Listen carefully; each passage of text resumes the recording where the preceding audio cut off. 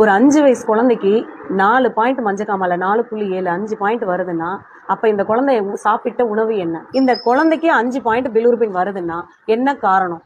ஃபுல்லா Cheetos, Lays, Kurkure, Fanta Mirinda, Pepsi Coke, chocolate, ice cream, தட்டுவடை set, panipuri, parotta குழம்பு, egg rice, fried rice, noodles இதெல்லாமே சாப்பிடுவாளா? இதெல்லாம் ஏன் வாங்கி கொடுக்குறீங்க? அதெல்லாம் வாங்கி கொடுக்கக்கூடாதுல்ல. ஓகேவா? இனிமே அவள் வாழ்க்கையில் இதெல்லாம் திரும்ப ரிப்பீட் ஆகக்கூடாது. ஏன்னா ஒரு மஞ்சக்காமலைன்னா 1 பாயிண்ட் 2 பாயிண்ட் தண்ணி மூலியமாக வர்றது. 5 பாயிண்ட் 5 வயசு குழந்தைக்கு வந்தால் எப்படி? நெஞ்சுக்கு ஏறி நிற்கிது. ஓகேங்களா? குடல் வீக்கமும் நெஞ்சுக்கு ஏறி நிற்கிது. கரெக்டாக 15லேருந்து 20 நாளாகவே பாப்பாவுக்கு காய்ச்சல் விட்டு வந்திருக்கும். சரியாக சாப்பிட்ருக்க மாட்டா.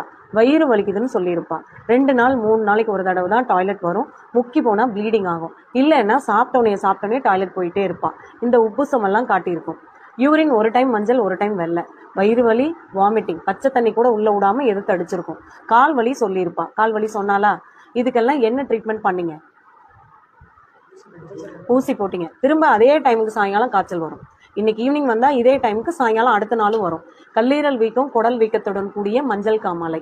வாயில் சில டைம் எச்சு ஊறி வரும், கசக்கும், காய்ச்சல் விட்டு அடிக்கும், சரியாக சாப்பிட மாட்டாங்க, பச்சை தண்ணி கொடுத்தாலும் ஓக்களிச்சிக்கிட்டு நிற்கும். இதெல்லாம் மஞ்சள் காமாலையோட சிம்டம்ஸ். மேடம், நீங்கள் சொல்கிறதெல்லாம் அந்த குழந்தை சரியாகிற வரையும் தான் ஃபாலோ பண்ணுவாங்க. சரியான பிறகு ஆட்டோமேட்டிக்காக வாங்கி கொடுத்துருவாங்க. நம்ம மக்கள் அப்படிப்பட்ட மக்கள், திருந்தாத ஜென்மம்.